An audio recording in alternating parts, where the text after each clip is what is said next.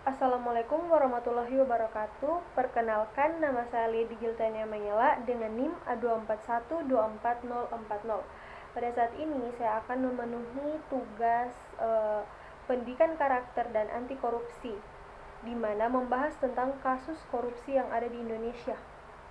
Pada saat ini saya akan mengambil sebuah kasus korupsi terbesar di Indonesia yang pernah viral kemarin dan masih sering diperbincangkan di media sosial, yaitu kasus korupsi Pertamina yang merugikan negara 193,7 triliun. Kejaksaan Agung menahan 7 tersangka dugaan korupsi tata kelola minyak mentah dan produk kilang pada PT Pertamina Subholding dan kontrak kerjasama 2018 sampai kasus dugaan korupsi tata kelola minyak mentah Pertamina diperkirakan merugikan negara hingga 193,7 triliun. Sebelumnya, penyidik pada Jampitsus Kejagung telah memeriksa sedikitnya 96 saksi dan 2 ahli terkait kasus korupsi tersebut. Sejauh ini, sebanyak 7 saksi diantaranya kini ditetapkan sebagai tersangka dan ditahan oleh Kejagung. Bagaimana awal mula kasus korupsi Pertamina?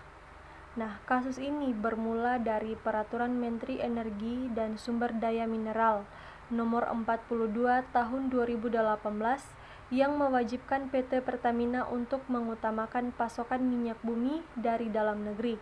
Artinya, pemenuhan kebutuhan minyak mentah di dalam negeri mesti dipasokkan dari dalam negeri.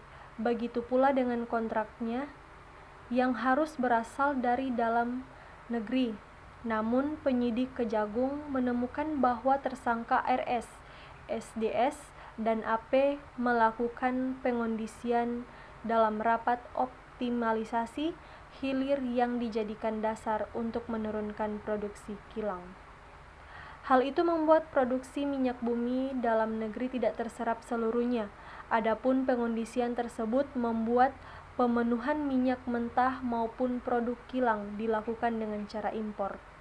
Selanjutnya, dalam kegiatan pengadaan impor minyak mentah oleh PT Kilang Pertamina International dan produk kilang oleh PT Pertamina Patra Niaga diperoleh fakta adanya perbuatan jahat antara subholding Pertamina dengan broker. Para tersangka diduga mengincar keuntungan dengan memegang broker minyak mentah dan produk kilang secara melawan hukum. Terkait hal tersebut, penyidik Kejagung kemudian memeriksa sejumlah saksi dan ahli hingga akhirnya dapat menetapkan beberapa tersangka. Siapa saja tersangka kasus korupsi minyak mentah Pertamina?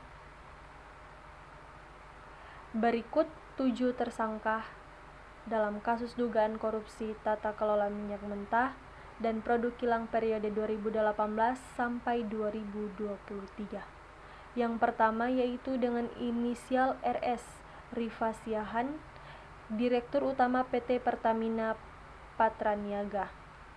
Kemudian SDS, Direktur Feedstock dan Produk Optimization PT Kilang Pertamina International. AP, VP Feedstock, Manajemen PT Kilang Pertamina International. Kemudian YF, pejabat di PT Pertamina International Shipping. Kemudian MKAN, Beneficial Owner PT Navigator Katulistiwa. Kemudian DW, Komisaris PT Navigator Katulistiwa sekaligus Komisaris PT Jenggala Maritim.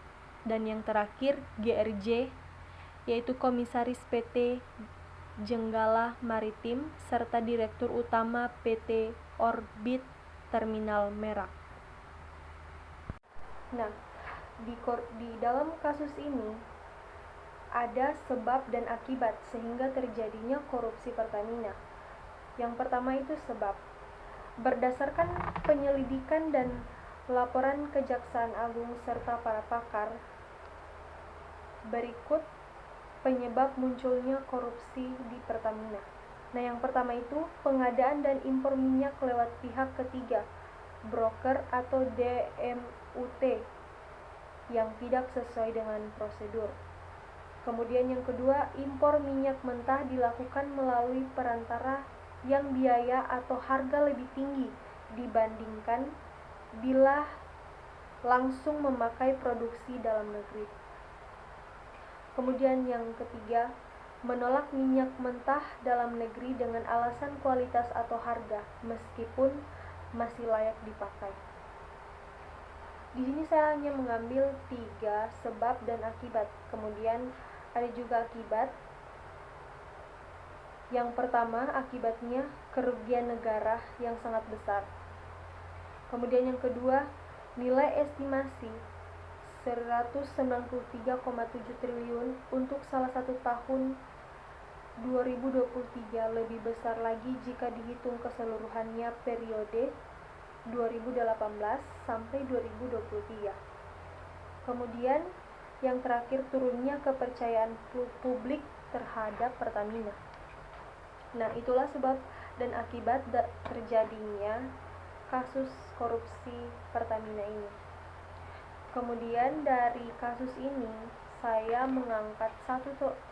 akan memberikan satu solusi, yaitu yang dapat kita lakukan: memperkuat tata kelola perusahaan dengan sistem pengadaan yang transparan, meningkatkan pengawasan melalui audit dan teknologi digital, serta memaksimalkan penggunaan minyak dalam negeri.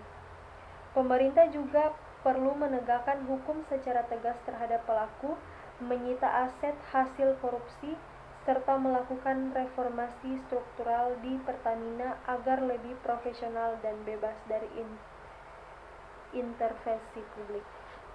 Nah, itulah sebab akibat dan sedikit solusi yang dapat saya berikan dari kasus korupsi Pertamina ini. Baik, itulah pemaparan tugas saya tentang kasus korupsi di Indonesia, yaitu kasus korupsi Pertamina. Sekian, Assalamualaikum warahmatullahi wabarakatuh.